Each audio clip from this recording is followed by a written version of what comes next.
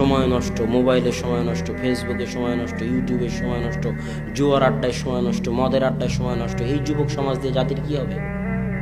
বলেন কি হবে জাতির? এরা তো জাতির বোঝা, এদেরকে তুলে ডাস্টবিনে ফেলে দিতে হবে। আর যুবকদের উদ্দেশ্যে বলতে চাই, যুবক, তোমাদের আত্মমর্যাদার দরকার আছে, আত্মসম্মানের দরকার আছে। স্রোত যেদিকে যাবে তুমিও সেদিকে যাবে, এটা হতে পারে না, অসম্ভব। স্রোত যেদিকে যাবে তুমিও সেদিকে যাওয়া মানে তুমি খড়কুটো, মানে তুমি পানা, মানে তোমার কোনো মূল্য নেই। এটাই আল্লাহ রসুল বলেছে যে একটা সময় আসবে যখন কাফের, ইহুদি, খ্রিস্টান, মুশরিকরা তোমাদের উপরে এমনভাবে ঝাঁপিয়ে পড়বে যেমন ক্ষুধার্ত ব্যক্তি প্লেটের উপর ঝাঁপিয়ে পড়ে। আল্লাহ রসুল, আমরা কি কম হব? অসম্ভব, তোমরা কম হবে না। কয়েকশো কোটি হওয়ার পরও তোমরা হবে ফেনার মতো, কোনো ভ্যালু থাকবে না, মূল্য থাকবে না।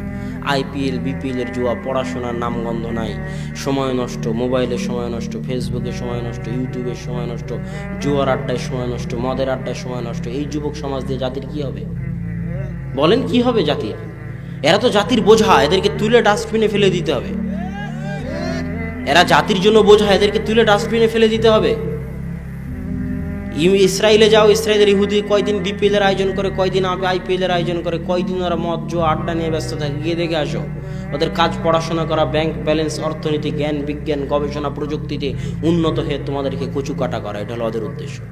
আর তোমাকে ওই যে বিপিএল, আইপিএল, নারী, নাচ, গান, ফেসবুক, ইউটিউব, সময় নষ্ট, মদ জুয়াতে ব্যস্ত রেখে তোমার মাথাকে ভোঁতা করে দেওয়া, তোমার ব্রেনকে অচল করে দেওয়া।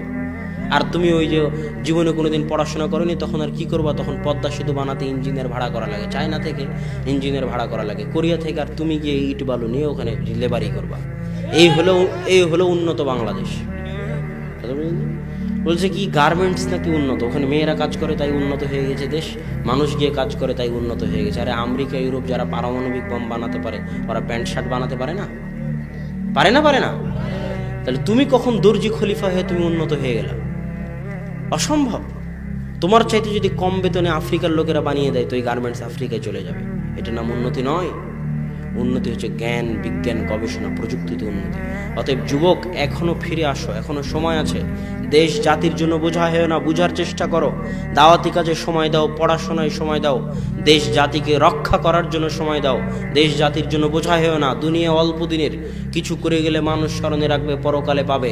আর জাতির জন্য বোঝা হয়ে গেলে পরিবারের জন্য বোঝা, পিতার জন্য বোঝা, মাতার জন্য বোঝা, জাতির জন্য বোঝা, দেশের জন্য বোঝা, তুলে ডাস্টবিনে ফেলে দিতে হবে। কোনো কাজ নেই। এদেশের হাজারো যুবক ডাস্টবিনে ফেলে দেওয়ার যোগ্য।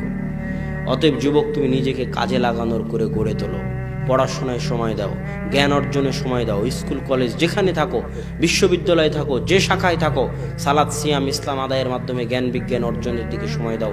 সময় নষ্ট করিও না।